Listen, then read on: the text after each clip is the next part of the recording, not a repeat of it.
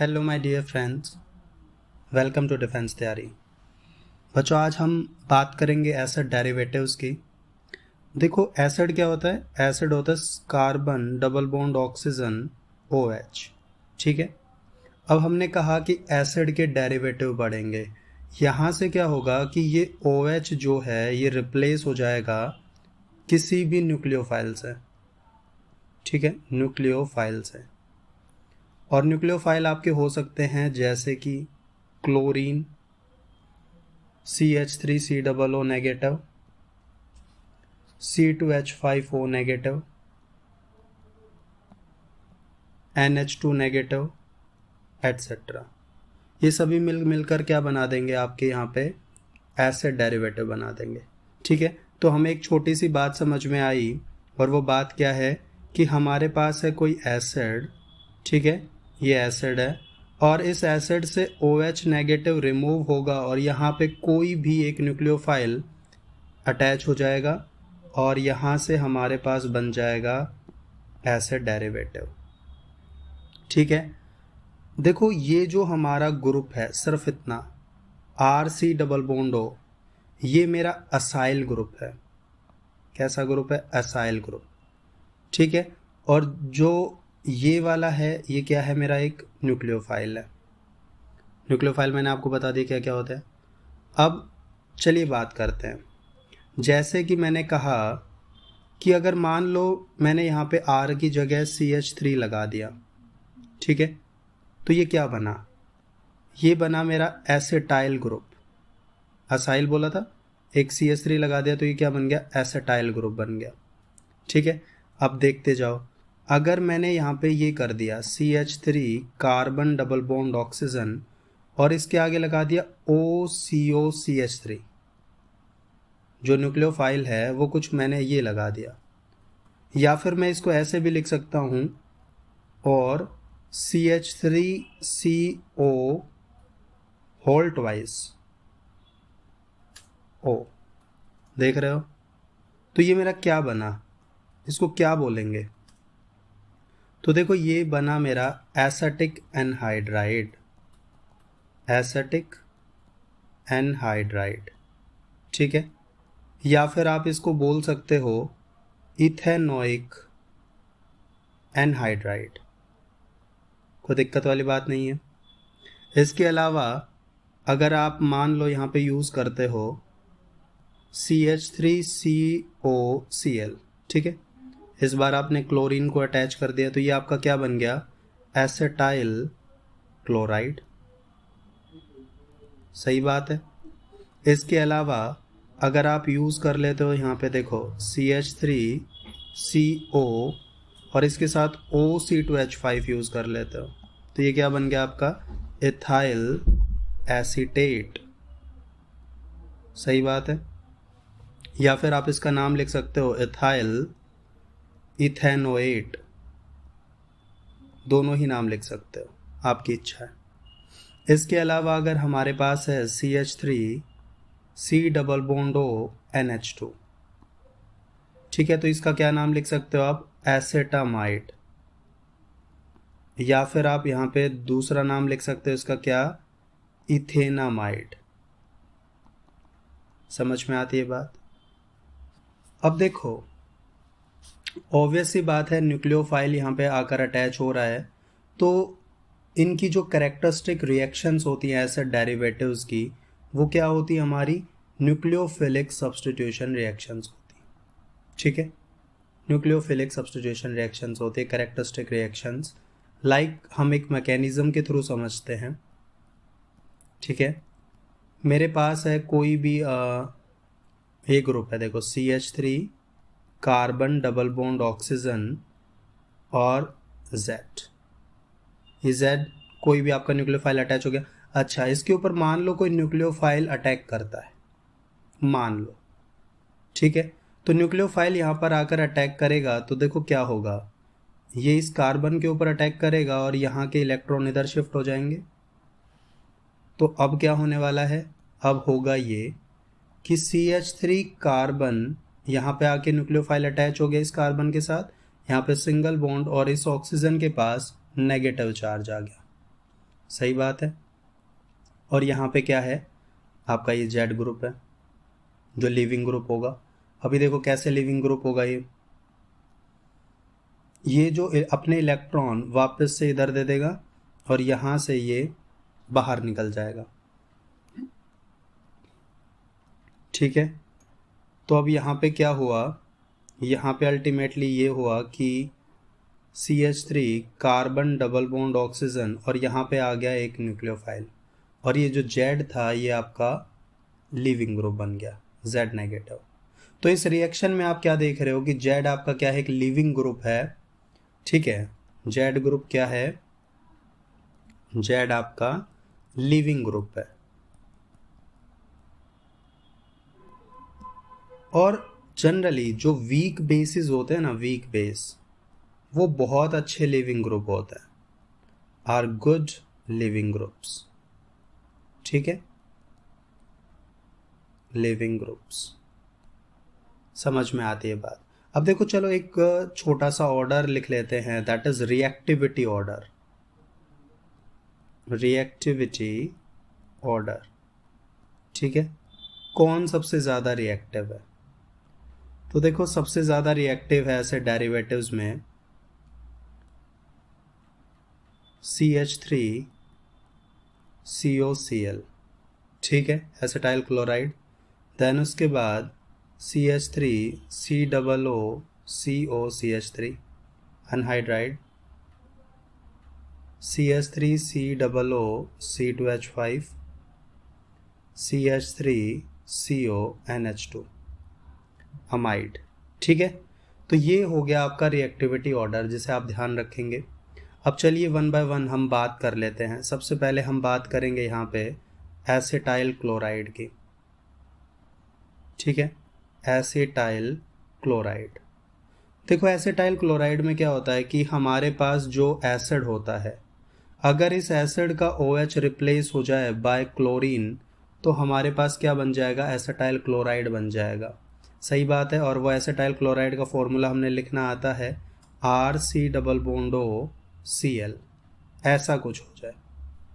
ठीक है, अब चलते हैं एसिटाइल क्लोराइड के नोमेनक्लेचर पे। नोमेनक्लेचर पे तो देखो कॉमन सिस्टम जो होता है, नेमिंग का जो कॉमन सिस्टम है, उसके हिसाब से बात ये आती है कि जो हमारा देखो एसिड होता है उसके आगे हम क्या लगाते हैं, इक एसिड लगाते हैं, प्रोपेनोइक एसिड, इथेनोइक एसिड, है ना। तो ये जो इक एसिड है ये रिप्लेस हो जाता है यहाँ पे आइल क्लोराइड से। इसकी जगह क्या लिखने लग जाएंगे हम, आइल क्लोराइड लिखने लग जाएंगे। और IUPAC के हिसाब से, IUPAC में हम क्या करने लग जाते हैं, जो एसिड क्लोराइड हैं उनके नाम हम कुछ इस प्रकार से लिखेंगे, एल्केनोआइल क्लोराइड, एल्केनोआइल क्लोराइड। ठीक है, चलिए कुछ देख लेते हैं नाम। लाइक हमारे पास सबसे पहला एक कंपाउंड आया HCOCl। ठीक है, अगर मैं इसका कॉमन नेम लिखूं तो कॉमन नेम इसका क्या बन जाएगा, फॉर्माइल क्लोराइड। और अगर मैं इसका IUPAC नेम लिखूं तो इसका नाम क्या बनेगा, देखो कार्बन एक ही है तो इसका नाम होगा मिथेनोआइल क्लोराइड। सही बात है। ऐसे ही आप किसी का भी लिख सकते हो, लाइक अगला एग्जाम्पल लिखा मैंने CH3 COCl, तो इसका क्या होगा कॉमन नेम, एसिटाइल क्लोराइड। और इसका IUPAC नेम क्या हो जाएगा, देखो कितने कार्बन है, 2 कार्बन है, इथेनोआइल क्लोराइड। इसके बाद नेक्स्ट चलते हैं, लाइक मान लो हमारे पास है 3 कार्बन के लिए CH3 CH2 COCl, तो इसका जो कॉमन नेम है वो क्या हो जाएगा, प्रोपियोनाइल क्लोराइड। ठीक है, और इसका जो IUPAC नेम है वो क्या हो जाएगा, 3 कार्बन है तो प्रोपेनोआइल क्लोराइड। समझ में आती है हमें बात। अब चलते हैं प्रिपरेशन की तरफ। ठीक है, अब बात कर लेते हैं कि कैसे बनाया जाए। General preparations. तो सबसे पहला हमारे पास तरीका आता है by heating CH3COOH। Acetic acid को हीट कर दो, किसके साथ? विद फॉस्फोरस हैलाइड यानी कि PCl3, या फिर फॉस्फोरस क्लोराइड हो गया ये, या फिर आप थायोनाइल क्लोराइड के साथ क्या कर दो? हीट कर दो। तो अगर आप एसिटिक एसिड को इन सभी के साथ हीट कर दोगे तो आप क्या मिल जाएगा? आपको एसिटाइल क्लोराइड मिल जाएगा। तो चलिए देख लेते हैं एक बार। हमने पहले भी ये रिएक्शंस कर रखी हैं, तो हम बात करते हैं पहली चीज़। मेरे पास क्या है? एसिटिक एसिड, और मैंने कहा इन सभी के साथ आप रिएक्शन करवा सकते हो। अगर आपने PCl3 के साथ रिएक्शन करवाया और जस्ट आपने इधर हीट किया तो आपको क्या मिल जाएगा? एसिटाइल क्लोराइड मिल जाएगा, और साथ में बाहर निकल जाएगा H3PO3। ठीक है। वहीं पे अगर आपने इसके अंदर क्या यूज़ किया, इसके अंदर आपने डाला PCl5। ठीक है, PCl5 अगर आप डालते हो तो यहाँ से भी आपको प्रोडक्ट के रूप में क्या मिलेगा? एसिटाइल क्लोराइड मिलेगा, और बाहर क्या निकल जाएगा? POCl3 साथ में HCl। वहीं पे अगर आप यहाँ पे यूज़ करते हो SOCl2, थायोनाइल क्लोराइड अगर डालते हो और फिर इसे हीट करते हो तो यहाँ से जो प्रोडक्ट बनेगा वो भी आपका क्या बनेगा? एसिटाइल क्लोराइड बनेगा, और बाहर क्या निकल जाएगा? SO2 गैस साथ में HCl। ठीक है। इसके अलावा नेक्स्ट प्रिपरेशन मेथड देखते हैं। तो नेक्स्ट हमारे पास तरीका आता है, अगर हम हीट कर दे सोडियम सॉल्ट को, या मतलब कि जो एसिड के सॉल्ट है ना, तो सोडियम सॉल्ट को मैं अगर हीट कर दूं किसके साथ? यही PCl3, PCl5 या फिर SOCl2 से, तब भी मेरे पास एसिटाइल क्लोराइड बन जाएगा। लाइक मेरे पास है CH3COONA, सोडियम सोल्ट आ गया ये। अब देखो इसके अंदर आप यूज़ कर सकते हो, आप यहाँ पे PCl3 अगर डालोगे तो यहाँ से आपको बनना क्या है? CH3COCl, और बाहर क्या निकल जाएगा? यहाँ से बाहर निकल जाएगा Na3PO3। भाई जब हाइड्रोजन था तो H3PO3 निकल रहा था, अब सोडियम है तो Na3PO3 निकल गया। इसके अलावा अगर आप यहाँ पे यूज़ करते हो PCl5 तो यहाँ से क्या हो जाएगा? वापस से आपका जो प्रोडक्ट है एसिटाइल क्लोराइड बनेगा, और बाहर क्या निकल जाएगा? POCl3 plus NaCl। ठीक है। वहीं पे अगर आप थायोनाइल क्लोराइड यूज़ करते हो SOCl2 तो यहाँ से प्रोडक्ट तो आपको एसिटाइल क्लोराइड ही मिलेगा, और बाहर क्या निकल जाएगा? SO2 plus NaCl। ठीक है। तो ये हो गई हमारे पास एसिटाइल क्लोराइड की प्रिपरेशन। अब जस्ट हम बात कर लेते हैं फिजिकल प्रॉपर्टीज़ की, एसिटाइल क्लोराइड की फिजिकल प्रॉपर्टीज़। देखो जो एसिटाइल क्लोराइड है वो उसकी जो स्मेल की बात करूँ तो थोड़ी सी पंजेंट स्मेल होती है, और ये एक लिक्विड होता है, तो पंजेंट स्मेलिंग लिक्विड। अगर मैं एसिटाइल क्लोराइड के बॉइलिंग पॉइंट की बात करूं तो वो तकरीबन 52 डिग्री सेल्सियस होता है।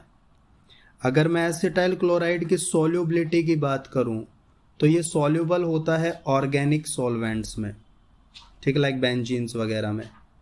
और वाटर के अंदर अगर इसकी सॉल्युबिलिटी की बात करूं तो ये वाटर के अंदर सॉल्युबल है, बट ना बहुत ही स्लोली ये सॉल्युबल है वाटर के अंदर, सॉल्युबल इन वाटर। ठीक है। अच्छा, और इसकी विशेष बात ये है कि ये ना फ्यूम्स प्रोड्यूस करता है, इट प्रोड्यूस फ्यूम्स अगर ये मॉइस्ट एयर के कांटेक्ट में आ जाए। ड्यू टू किसकी वजह से? Due to formation of HCl। Air की प्रेजेंस में आता है तो HCl बनाता है, और HCl बनाता है तब ये क्या करता है? फ्यूम्स प्रोड्यूस करता है। ठीक है। तो ये हो गई हमारे पास एसिटाइल क्लोराइड की कुछ फिजिकल प्रॉपर्टीज़। अब हम एसिटाइल क्लोराइड की विशेष केमिकल प्रॉपर्टीज़ की बात करेंगे। ठीक है। तो हमारे पास बात आ जाती है केमिकल प्रॉपर्टीज़। तो चलिए बात कर लेते हैं।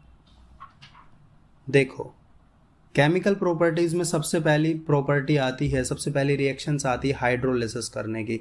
तो हम यहाँ पे हाइड्रोलिसिस कर देते हैं। हमारे पास क्या है, एसिटाइल क्लोराइड है, और एसिटाइल क्लोराइड का जब आप हाइड्रोलिसिस करोगे यानी कि उसके अंदर वाटर डालोगे तो यहाँ से क्या होगा, देखो HCl बाहर निकल जाएगा, बाकी जो चीज़ बची वो आप जोड़ कर लिख दो तो वापस से आपके पास एसिड बन जाएगा और HCl बाहर।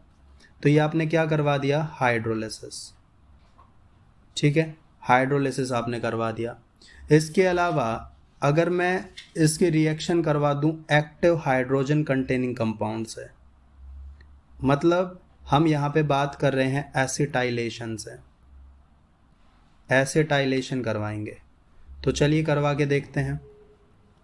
अब देखो हमारे पास है CH3COCl, एसिटाइल क्लोराइड है, कोई शक वाली बात नहीं होनी चाहिए। अब इसके अंदर अगर मैंने यूज़ किया अमोनिया यानी कि HNH2 तो HCl बाहर निकल जाएगा, कोई शक वाली बात नहीं है, और यहाँ से हमें बनेगा CH3CONH2 अमाइड। ठीक है, इसके अलावा अगर आपने यहाँ पे यूज़ किया HNHR तो यहाँ से भी HCl बाहर निकल जाएगा, H और Cl, ठीक है, कंबाइन होकर HCl बाहर निकल जाएगा, और यहाँ से जो प्रोडक्ट बनेगा दैट इज CH3CONHR। ये क्या बन गया, N एल्काइल एसेटामाइड बन गया, लिख लो चाहे N एल्काइल एसेटामाइड। ठीक है, इसके अलावा अगर आपने यहाँ पे यूज़ किया HNR2, ठीक है, तो यहाँ से वापस से आपके पास HCl बाहर निकल जाएगा और जो प्रोडक्ट है वो आपके पास क्या बनेगा, CH3CONR2। तो ये आपके पास क्या बन गया, dialkyl N dialkyl acetamide बन गया, राइट, N डाई एल्काइल, क्योंकि दो एल्काइल हैं, डाई एल्काइल एसेटामाइड। समझ में आती है हमें ये छोटी सी बात है। इसके अलावा अब अच्छा हमने यहाँ पे किया क्या, देखो एक बार मैंने यहाँ पे प्राइमरी अमीन को यूज़ किया, एक बार सेकेंडरी को यूज़ किया, एक बार टर्शरी को यूज़ किया,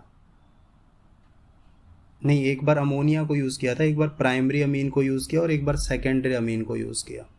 ठीक है, अब अगर मैं एसेटामाइड की एसिटाइल क्लोराइड की रिएक्शन एल्कोहल के साथ करवा दूँ, ठीक है, एल्कोहल के साथ रिएक्शन करवाई मैंने ROH, तो यहाँ से मेरे को क्या बनेगा, देखो हाइड्रोजन है HCl को ले जाएगा, तो यहाँ से जो मेरा प्रोडक्ट बना that is CH3COOR, alkyl acetate बन गया, एल्काइल एसीटेट। वहीं पे अगर मैं इसकी रिएक्शन करवा दूँ सैलिसिलिक एसिड के साथ, देखो सैलिसिलिक एसिड क्या होता है हमारा, बेंजीन के ऊपर एक OH और एक COOH, तो सैलिसिलिक एसिड के साथ अगर मैंने रिएक्शन करवा दी तो यहाँ पे भी बहुत अच्छा कंपाउंड बनता है हमारे पास, जिसका नाम विख्यात है ना, OCOCH3, दैट इज एस्पिरिन, ये एस्पिरिन है, और यहाँ से भी HCl बाहर निकला है, और ये जो है इस एस्पिरिन का नाम क्या होता है, एसिटाइल सैलिसिलिक एसिड। ठीक है, वहीं पे अगर मैं एसिटाइल क्लोराइड की रिएक्शन करवा दूं हाइड्राजीन के साथ, तो हाइड्राजीन क्या होता है, NH2NH2 होता है, तो यहाँ से क्या बन जाएगा मेरा, अभी देखो क्या बनता है भाई, एक हाइड्रोजन Cl को ले जाएगा, HCl ले जाएगा, और यहाँ से जो मेरा प्रोडक्ट बना दैट इज CH3CONHNH2, देख रहे हो ये क्या बना, एसिटाइल हाइड्राजाइड। अब यहाँ से ना बच्चे हाइड्राजोन भी आप बना सकते हो, लेकिन आपको यहाँ पे ना कीटोन लेना पड़ेगा। अगर आप कीटोन ले लेते थे, अगर मान लो देखो कीटोन है मेरे पास, और कीटोन की रिएक्शन जब आप हाइड्राजीन के साथ करवाते हो तो यहाँ से आपको क्या मिलता था, R carbon double bond NNH2, तो ये आपका क्या प्रोडक्ट बना, दिस इज हाइड्राजोन, ये आपका हाइड्राजोन है, और वहाँ से आपको हाइड्राजाइड मिला है। ठीक है, तो थोड़ा ध्यान रखना। इसके बाद हमारे पास बात आती है, देखो हमारे पास क्या है, एसिटाइल क्लोराइड, और एसिटाइल क्लोराइड की रिएक्शन मैं करवा दूं किसके साथ, NH2OH के साथ। तो NH2OH के साथ अगर मैंने रिएक्शन करवाई तो यहाँ से जो यहाँ पे भी देखो HCl बाहर निकलना है और बाकी चीज़ें जोड़ दो आप, CONHOH। तो ये क्या बन गया आपका एसिटाइल हाइड्रोक्सामिक एसिड, हाइड्रोक्सामिक एसिड, ठीक है, एसिटाइल हाइड्रोक्सामिक एसिड बन गया। अब देखो अगर आप इसके अंदर फिनोल डाल देते हो, क्या डाल दिया आपने, फिनोल, C6H5OH, तो यहां से आपके पास क्या बन जाएगा, C6H5O और इसके साथ COCH3, OCOCH3, ठीक है। ये क्या बना, और HCl तो बाहर निकलना ही है, ये आपका बना फिनाइल एसिटेट। समझ में आती है बात। तो ये हो गई हमारे पास कुछ reaction active hydrogen containing compound से, मतलब यहाँ पे सब जगह हाइड्रोजन निकल कर और इसके Cl के साथ कांटेक्ट बना के HCl बाहर निकल रहा है और कुछ ना कुछ हमें प्रोडक्ट मिल रहा है, ठीक है। इसके अलावा हम यहाँ पे बात कर लेते हैं नेक्स्ट, दैट इज रिडक्शन की, रिडक्शन की बात कर लेते हैं। तो देखो रिडक्शन अगर मैं एसिटाइल क्लोराइड का करवाता हूँ रिडक्शन, भाई सबसे पहली बात एसिटाइल क्लोराइड अगर मैंने यहाँ पे यूज़ किया PDBSO4, तो आपने सुना होगा ये किसका रिएजेंट है, रिजमंड रिडक्शन का, रिजनमंड रिडक्शन, ठीक है। तो रिजनमंड रिडक्शन आप जब करवाते हो तो यहाँ से क्या बनेगा, एल्डिहाइड, ऑब्वियस सी बात है, CH3CHO। वहीं पे अगर आप यहाँ पे यूज़ करते हो number 1 LiAlH4, lithium aluminium hydride, number 2 H2O, और इसमें 4 हाइड्रोजन ऐड किए, तो यहाँ से आपका रिडक्शन होकर क्या बनेगा, एल्कोहल, साथ में बाहर क्या निकल जाएगा, HCl। अब देखो अगर आप अपने CH3COCl एसिटाइल क्लोराइड की रिएक्शन सोडियम एसिटेट के साथ करवाते हो, तो मैंने क्या बोला, सोडियम एसिटेट, राइट, तो NaOCOCH3 सोडियम एसिटेट हो गया, और सोडियम एसिटेट के साथ करवाओगे तो यहाँ पे देखो क्या बनेगा, यहाँ पे बनेगा CH3COOCOCH3 और बाहर क्या निकल जाएगा, NaCl, ठीक है, बाहर NaCl निकल गया। तो ये प्रोडक्ट आपका क्या बना, एसिटिक एनहाइड्राइड, ठीक है, एसिटिक एनहाइड्राइड बन गया। वहीं पे अगर आपने यहाँ पे ये क्या लिया था, सोडियम एसिटेट लिया था ना, तो लिख लिया सोडियम एसिटेट के साथ आपने रिएक्शन करवाई है। वहीं पे अगर आप सोडियम इथोक्साइड के साथ करवाते हो, देखो मैंने बोला सोडियम इथोक्साइड, सोडियम इथोक्साइड क्या होता है आपके पास, सोडियम इथोक्साइड होता है NaOC2H5, ठीक है। तो यहाँ से जो प्रोडक्ट बनेगा वो बनेगा आपके पास CH3COOC2H5, इथाइल एसिटेट बनाइए, इथाइल एसिटेट। यहाँ से बाहर क्या निकल जाएगा, NaCl बाहर निकल जाएगा, कोई शक वाली बात नहीं है। वहीं पे अगर आप FCR करवा देते हो, that is Friedel craft reaction, ठीक है। तो फ्रीडल क्राफ्ट रिएक्शन में क्या होता है, बेंजीन के साथ आपने एसिटाइल क्लोराइड को रिएक्ट करवाया, ठीक है, और यहाँ पे यूज़ किया AlCl3 एल्यूमिनियम क्लोराइड, तो यहाँ से आपको एक बहुत अच्छा कंपाउंड मिलता है COCH3। ये क्या हो गया, क्या बोलते हैं इसको, एसिटोफिनॉन, एसिटोफिनॉन, और साथ में बाहर निकल जाता है HCl, ठीक है। आई होप आप समझ गए होंगे। इसके बाद हमें पढ़ना है एसिटिक एनहाइड्राइड, उसकी प्रिपरेशन और उसकी केमिकल प्रॉपर्टीज़, जो हम नेक्स्ट वीडियो में सीखेंगे, ठीक है। Thank you so much.